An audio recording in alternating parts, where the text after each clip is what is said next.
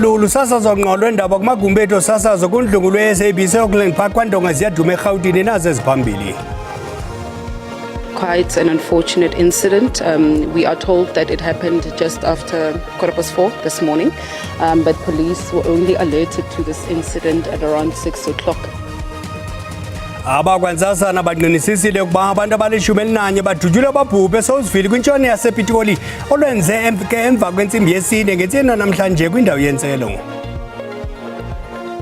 We are celebrating us coming of age and paying tribute to those who came before us, some of whom have laid down their life for the right of workers in this country to be recognized.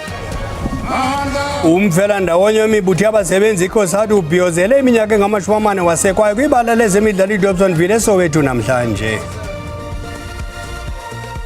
With him also, it's unfortunate what happened because we expected him to assist and be part and parcel of the investigation. Amapolisa phansi phezulu ekhangela abarhanelwa abadubule babulela elinye lamangqina kwikomishoni kaMadlanga.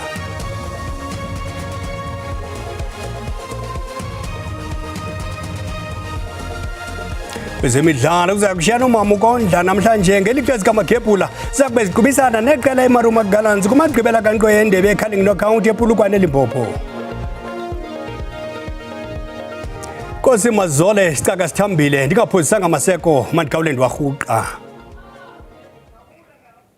Ngabantu abalishumi kulingqinwe kuba badutyulelwa ingcolongelo eSouthville ePitoli emva kwentsimbi yesine ukhala kwenkukhu zokugqibela isentsha emini namhlanje kwindawo yentselo. Kwababuleweyo kukho umntwana oneminyaka emithathu ne-13. Abanye abalishumi banxelerhekile ngokunje bazuza unyango esibhedlele.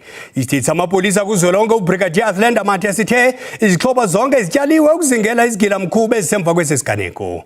Apha estudio sina intatheli yethu Kelvin Dludla ukunaba ngesisiyele kuma sikwamkele cebisa khawutsho nje lisaqala ixesha leziyunguma ingaba ukuthetha ukuthini kwabonyanzeli somthetho. Ngibingelele kuwebhuthi ngibingelele nakumbukelo wendaba ze-SABC esekhaya. Lokhu kusho ukuthi amaphoyisa kumele aqiniseke isandla njengoba ekuqala amaholide asehlobo uzokhumbula ukuthi abantu abaningi bayaye bavamise ukuthi bayijabulise ngezinto eziphuzwayo babe uvanzi kulo lonke izwe. Ngakho ke lokhu kumyalezo oqinile obheke emaphoyiseni ukuthi kumele asebenze ngokuzikhandla. Kawutsho cebisa ingaba mhlambi izihlobo sezazisiwabo ziswelekelwe ngabantu bazo. Ihlobo ke but siyangasho ukuthi bekubhlungu kakhulu ngoba bebekhona abanye abavela ke emndenini ehlukene singazi noma bezwe ngamaphoyisa noma bezwe ngomphakathi ngoba abazule bathi qhume ibhamu ekseni namhlanje umphakathi wanikela khona ukhona umama obekhala ethi nje ucela ukuthi akwazi ukungena kule ndawo ngoba amaphoyisa besefake i-tape engasavumeli umuntu ukuthi adlule wathi nje ucela ukuyobona ubaba wakwakhe ukuthi ke akwazi ukuthi amvala amehlo ngoba ngokwesiko lwabo ngoba ubaba kwakho wasenkandla kumele ukuthi ngaphambi kokuthi bamuse emoshari bamvala amehlo. Lokho kuchaza ukuthi ke amanye amalungu omndeni noma ihlobo besebezwile ukuthi ke kunemndeni yabo eshonele kule ndawo. Khawutsho cebisa abantwana abancinane befuna ntoni kwindawo yentselo de bachatshezelwe ligazi. Lo mbuzo nathi siyibuze wona ngenkathi sifika kodwa ke uBrigadier Mathe okhulumela amaphoyisa ushilo ukuthi umnikazi wale ndawo yona le okudutshelwe kuyo umuntu wesifazane umama osekhulile kanti lezi ingane eneminyaka emithathu neminyaka e6 ingane zakhe ezalwa kuye. Ngakho ke bebesendlini ngenkathi kwenzeka lesigameko ingakho lezi ingane zize zadubuleka. Kanye xa uthetha ngoBrigadier Mathe uthi mhlambi sebehambe umgamo ongakanani kuphando lwabo. Uthi ke sebejubeke ithimba elikhethekile elizohamba liyothungatha labasolwa ngoba ngokusho kwakhe engathi khona abantu abanolwazi oluthile ngoba kuthiwa amadoda amathathu afike angena kule ndawo avulela ngenhlamvu kwashona abantu abawu10 oyedwa wabo ugcine eshonela esibhedlela ngenxa yinhlungu. Ngakho ke ukuchilo uBrigadier Mathe siphinde sakhuluma nomkhuzi wamaphoyisa esifundazweni eGauteng uLieutenant General Tommy Mthombeni oshilo ukuthi kunethimba labo abalijubile elifaka phakathi crime intelligence elilandela kahle lolu daba futhi line positive lead ngalokho. Ingaba athini ke wona kamapolisa mhlambi ngelixesha zikhona izicwangciso nakwezinye indawo kuthibazi iziganeko ezikumila kunje. Amaphoyisa akhala kakhulu ngokuthi ningakhulu indawo zokucima ukoma engavunyelwe okungelula ukuthi bakwazi ukuyilawula ngoba ke ushilo obesikhuluma naye omunye wamaphoyisa wathi ke lezi ndawo zisebenza kakhulu ke ebusuku kakhulu futhi ke ayivalwa ayinayo imithetho eyilawulayo yilabo abantu abagcwala khona kakhulu bese begcina ukulimala kodwa bathe bazozama ukuthi bahambele lezi ndawo bakhulume nama liquor outlets kanye ne liquor irapoti okuyiyona ekhipha incwadi zokuthi abantu badayisa utshwala ukuthi bazame ukuqinisa isandla uma ngabe kufika egamekweni ezifuzelisa. Awuyophumula cebiso usebenzini. Sibonge kakhulu. Amapolisa akhangela abahanelwa abadubule babulala elinye ingqina kwikomishoni kaJaji Mbuyiseni Madlanga. Ubhubhileyo nobebizwa njengo-witness D kule komishoni udutyulwe watshaba phambi kosapho lwakhe ngaphandle komzi wakhe eBrakpan kwiBumarandi phezolo. Umongameli Cyril Ramaphosa ukhuthaze iagente zomthetho ukuba ziqhube uphando olusulungekileyo ekubulaweni kuka-witness D kwaye ziqinisekise ukuba abenzi bobubi bajongana nengalo yomthetho. uMarius van der Merwe nobelingqina wekomishoni kaMadlanga wanikezela ngobungqina bokubulawa kwafihlwa umzimba wosomashishini ngokwemiyalelo kunqunyanyisiweyo noyintloko elibambela yamapolisa yesixeko saseKuruleni uJulius Mkhwanazi. Ethetha nonondaba umphathiswa wobulungisa uMamuloko Kubayi ungqinile ukuba ukhuseleko lombuso lwanikezelwa kuVan der Merwe kodwa wala. Mr. Van der Merwe was offered protection which he declined because he didn't think that he needed it and because he runs his own security company. Nayo ikukhalimele ukubulawa kukaVan der Merwe isithi oku kuthumela umyalezo obalekisa umzimba kumangqina achaza ngobubi obenzeka kurhulumente. What people fought for, even those that we are commemorating today from COSAD, they never envisaged this thing. This is it's an indictment on a society that we can't even protect people who paid their life in trying to save the country, but then we left them vulnerable to be killed like that. We just hope that indeed those who perpetrated they are found. Amapolisa athi aza kuqinisekisa ukuba konke okungqamane nokubulawa kuka-witness D kuquka nokubulawa kosomashishini lo wayinikezela ngobungqina bokubulawa kwafihlwa umzimba wakhe kuyaphandwa.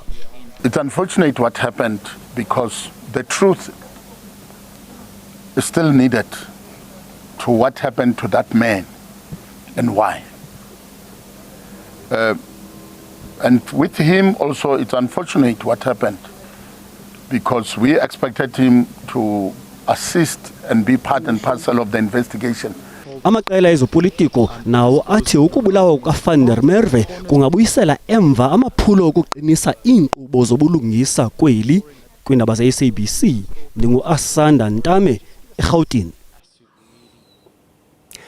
Kusenjalo elingqina lekomishoni kaMadlanga ebelifihlwe igama lebizwa witness D uMarius van der Merwe igama lakhe lenkobe nowanika ubungqina kwikomishoni ngomhla we-14 kuNovemba udutyulwe wabulawa eBrakpan phezolo. uVan der Merwe beyinxalenye yamangqina ebenika ingxelo ngolwaphulo mthetho kutsho lamapolisa umasipala uMbaxa waseKuruleni EMPD phantsi komyalelo wentloko ebambeleyo nenqunyanyisiweyo umkomishinala Julius Mkhwanazi.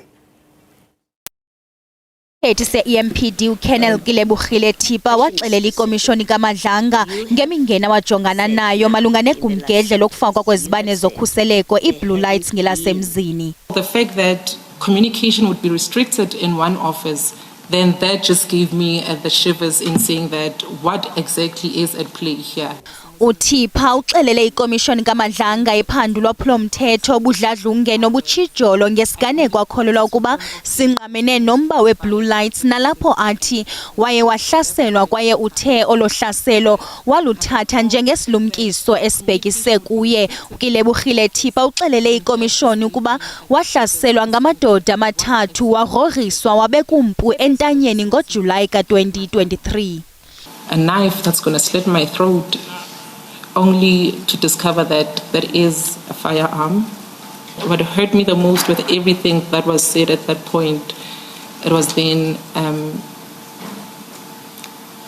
it is things that are work related. Kusenjalo ubungqina obuthwethaca kule komishoni buye banobuzaza nangakumbi ngethuba ingqina elitsha elifihlwe igama lanikwa igama lika witness D liqabele eqongeni kwikomishoni kaMadlanga. uWitness D unike ubungqina malunga nomba othwethaca kule komishoni wokubulawa komnini wevenkile nokulahlwa komzimba wakhe ligqize laliphantsi koBrigadier Julius Mkhwanazi nekutyholwa ngokuba lo kaMkhwanazi umsebenzi wafika kwindawo abulewe kuyo lo mnini wevenkile wayalela eli gqiza ukuba lilahle umzimba womfi kwidama okanye emgodini. Uwitness D nosechazwe njengomfi uMarius van der Merwe wangqina kwikomishoni kaMadlanga ukuba ngokwenene wayeyinxalenye yegqiza elanikwa uxanduva lokulahla umzimba womnini wevenkile kwaye kutyholwa ngokuba waphulukana nobomi losomashishini ngethuba benzi bobubi besenza ilinge lokuzama ukufumana imali yokhuseleko lwamashishini nelaye alaphumelela. JD Mkonazi said that we needed to throw the suspect's body into a mine shaft or dump it into a dam. As he said this, he looked at me. Viandre then in turn informed me that I must take the body and dump it. They will show me where and that I should relax. Kulindeleke ukuba iqhube kwakhona le komishoni kulo nyaka uzayo. Kanti ke umphathi wezobulungisa uMamloko Khumalo uvakalisa amazwi okugcwala emswaneni kusapho nezihlobo zomphathi onokugada babucala uMarius van der Merwe odutyulwe ngentaphane yembumbulo eBrakpan kwiMpumalanga phezolo. As witnessed, umphathiswa wezobulungisa ubethetha kwinkomfa nonondaba ePitoli nalapho anqinisise ukuba ukhuseleko lukarhulumente luye lwanikezwa kuMarius van der Merwe emva kokuba enikeze ubungqina bakhe kodwa wala ukuba nabakhuseli abagunyaziselwe yena. Abasemagunyeni abakawubekela ubala unobangela wokubulawa kwakhe kodwa bakhankanye inkxalabo emandla ngokhuseleko lodi zamahlebo. our thoughts and prayers are with his family and friends during this difficult time. Mr. van der Merwe was offered protection, which he declined. There is a need for us to review how the witnesses are testifying in the Madlanga Commission. Kananjalo kaKhumalo uthe kwiminyaka engaphaya kwama-30 exesha lenkululeko kweli inkqubo yeli yezobulungisa isasilela ukuphila ngesithembiso sayo sokuba wonke umntu uyakulingana phambi kwengalo yomthetho. Kunjalo nje ubethelele ukuba sisidingo kwenkqubo yezobulungisa ukuba ibe lilizwi kwabanamazwi angavakali ndawo nengalo engqengqwayo yokukhusela ababuthathaka nabatsala nzima. The architecture of our justice system must be such that the justice system becomes the voice of the voiceless and the last line of defense for the poor and the vulnerable against injustice and violation of their rights in our country. Kambe ke uKhumalo uthe urhulumente kumele athabathe amanyathelo enkqubela phambili angathethi nje egxininisa ukuba ubuxhakaxhaka bale mihla ekwakuthenjiswe ngokugxila kwezotshitsiso kudingeka ukuba bubonakale nanjengoko inkqubo yezobulungisa isilela mpela. Ukanti ke uthe isebe lakhe libambisene nephulo lenguqu kubongameli nezezimali iOperation Vulindlela ukulungisa kwakho ukuphuhlisa nokutywinela intembeko kwinkqubo yenkonzo zezomthetho zeli. Ndimlo Lilitha Ntsundwani kwiindaba ze-SABC.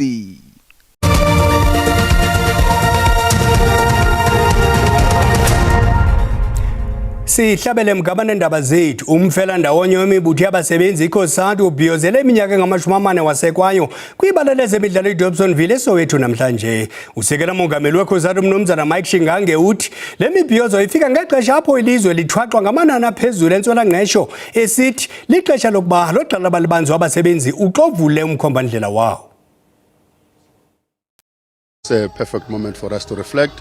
Of course, we're celebrating us coming of age and paying tribute to those who came before us, some of whom have laid down their life for the right of workers in this country to be recognized. Umnumzana Shingange kwasigxeke kabukhali isehlo sokugetyengwa kukadiza amahlebo Marius van der Merwe obesaziwa ngowitness D kwikomishoni yophando kaMadlanga esithi lahleko enkululeko ilizwe ledemocracy. We don't think this is what people fought for. Even those that we are commemorating today from COSAD, they never envisaged this thing. This is it's an indictment on a society that we can't even protect people who bet their life in trying to save the country, but then we left them vulnerable to be killed like that. Umongameli we-ANC umnumzana Cyril Ramaphosa ethetha kulomsitho uthi lubaluleke gqitha kunakuqala ubumbano phakathi kwamahlakani kanxantathu ukuphumeza imfuno zabasebenzi. The ANC is determined to strengthen the relationship between the workers of our country and the ANC, but it is also determined to strengthen the strategic alliance that it has with COSATU, with SANCO, and the SACP, despite the many challenges that we face. Umnumzana Ramaphosa ukwathi bazoqhubekeka besebenzela inkqubela kweli lizwe bamilisele imigaqo-nkqubo eza kusebenzela ukuthomalalisa intswela-ngqesho, indlala, basiphule nengcambu kungalingani. Obebhala kwindaba ze-SABC, Dingundi Mphiwe Gift Nongqotho. Usodolophu womasipala waseMngeni uChris Papasa uzimisele ukuthatha amanyathelo omthetho emva kokuba lihlanjwe igama lakhe kumkhuselo oluntu. Ingxelo yomkhuselo oluntu ifumanise ukuba izityholo-tyatya kwazona zobuqhophololo azinasihlahla. UPapasa uthi uthuleke umthwalo emahlombe ngakubiza ngezinsolo ebezizimbi neziyize. Lezi insolo bezimayelana nemali engu-100,000 wamarandi eyanikezwa inhlangano yomphakathi yezokuvakasha eyabe iphethwe wayisiqandamathe sikaPapasa uPJ Prinsloo. Lezi insolo zaqhamuka ngemuva kokumenyezelwa njengozomela iDA ekubeni kuNdunankulu okhethweni ngo-2024. Into ebeyiphathekayo yena washo la kwi-report yakhe ukuthi wayithole kwi-media, so shuthi ke igama lami langcoliswa nomasipala kanye neqembu lami langcoliswa ngento engekho. So kubalulekile ke manje ukuthi ukuya phambili nami ngibheke ukuthi ngingangqonqoza phi nami. UPapasa uthi uzikhipha emhlanganweni ebona ukuthi kuzoba khona ukushayisana ngenxa yokuthi ofaka isicelo usondelene naye, nathi azange aphule imithetho elawula umkhandlu. Athi cha, yikho into engifihlile, wonke umuntu ufuna ukuthola ama-documents noma konke lokho khona kuvumelekile. Kwafika uCocta, susho ukuthi umnyango we-local government la esifundazweni ngaphansi kwasithole maloye ngaleso sikhathi, basule igama lami bathi cha, yikho into etholakalayo. Umchunu akaphawulanga ngalolu daba. Umbiko womvikelo womphakathi wethulwe emhlanganweni womkhandlu, kodwa umbiko ophelele awukakhishwa. Londi Radebe, SABC News, eHouse. Othwele isitshaba sikaMiss South Africa uQhawekazi Mazaleni wamkele ngezishushu kwikhaya lakhe lokuzalwa eDutya kwiphondo laseMpuma Koloni. uQhawekazi uthwaliswe sisaba kwisithuba senyanga edluleyo kwaye ngowesibini ukuba nguMiss South Africa uphuma kule ngingqi emva kwazozibini ithunzi. It's been very, very humbling just to support your community. Baphume ngenumbers bazondamkela ke lapha ekhaya ndibone notamkhulu wami izolo, so it's just been so beautiful. And then the impact and hope you show about this event has had apha ekhaya is that I want abantwana bajonge mna bayazi uba dreams ne-hopes zabo possible, uba as abantwana balapha eDutywa nabo bayakwazi ufika kwezi stage bazange bacimba bazokwazi ufika kuzo.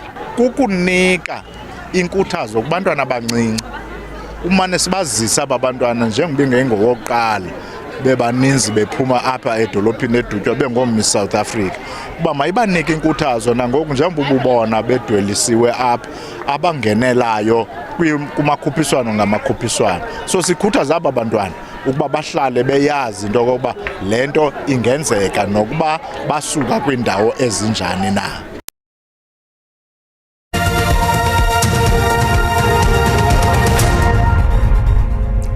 iOrlando Pirates igxeleshe ukuphumelela indebe yeCarling Knockout okokuqala kwimbali yolukhuphiswano xa iqhubisana neMarumo Gallants kwifinali ngokuhlwa nje ePolokwane.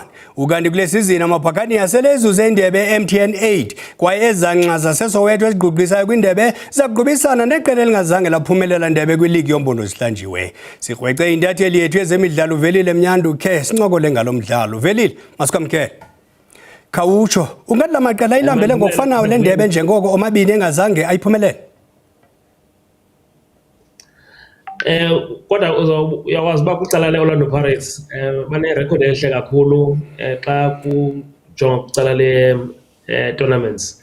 Yayazi uba bebesanda uphumelela i-MTN 8 kungekudala, yaye ke i-MTN 8 ekudala beyithatha le umqeqeshi ke kokhona ke futhi ke lo Orlando Pirates uAbdasalam Wadu uphuma kuyo ke Marumo Gallants le, and yaye ke Orlando Pirates uyayiqonda nawe into yokuba yenza kakuhle kakhulu xa ujonga kwi Betway Premiership bahleli phaya encochoyini kwi-log yaye ke zibahambela kakuhle and futhi ke bakora bodwa akora kakhulu nakubo loo nto kuthiwa ngelesemzini ke zii-clean sheets ezintle kakhulu ngumdlalo omkhulu kakhulu ke kubo lo namhlanje ebusuku. Omnye velile ngathi iPirates iya kule final njengedandane njengoko igqugqisile kwindebe kwesizini sidluleyo. Angakanani amathuba eMarumo ukuyiphakamisa le ndebe knockout? Amfiliba andizukuphosisa amfiliba ukhumbula uba ngumdlalo omkhulu kakhulu koLorlando Pirates lo uba kaloku ngubhabhayi lona ka-TLB umbekezeli Mbokazi yazi uba uthengiwe ngoliqela ngapha Chicago Fire ke imali ezinkulu kakhulu ke ezibizwayo so namhlanje ngumdlalo enqonda uba ke upersonal kumabhakani yabona nendlela nje abaqole bagangatha ngawo namhlanje xa beqala ngorile Mofokeng baphinde futhi baqale kwangaye ke uMaghob babaqale ngoApolis ku-team enye naku-midfield babeluqilima kakhulu abekhona uMakhawula abekhona uNemtajela abekhona uMbatha yabona bayivalile i-midfield baphinde futhi ke babukhali kakhulu napha ngaphambili andiyiniki iMarumo Gallants ndayazi uba under umqeqeshi wabo semncinci uAlexander Lafitte liqela lithanda uba lisokolise kuthiwa ngalesemzini libe rigid kwakhona ke futhi ne-approach yabo wena bakuvimba ibhola kodwa namhlanje ndicinga badibana nempila zithutha. Ngamafutshane nje khawutsho ubona ungakanani umdla nomfutho kule final phambi kolingquzulwana njengomuntu osemfuthweni apho?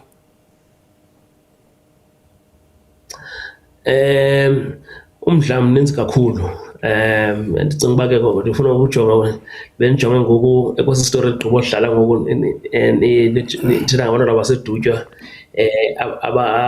abazibeka endaweni ke apha eMzantsi Afrika phakathi esazulwini sebala ke namhlanje igqiyazana lakuthi ke phaa kulaa mmandla siphuma kuwo waseNqamakho akhona amakhalima nguye ke ozobe ephethe impempe phaa phakathi ebaleni namhlanje.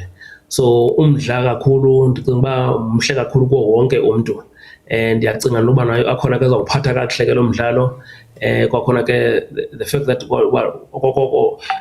yathatha nje iiyure ezintathu if not less than 3 iiyure nje ezintathu uba lo mdlalo amatikiti athengwe aphele tu ayazi ke uba ngoku iOrlando Pirates ingakumbi bona imidlalo yabo nje apho bahamba khona ke i-sold out signs zixhonywa phezulu so iyaphendula lo mbuzo lowo. Sashubekho ke velile Mfokamnyando uchaba nje lixesha.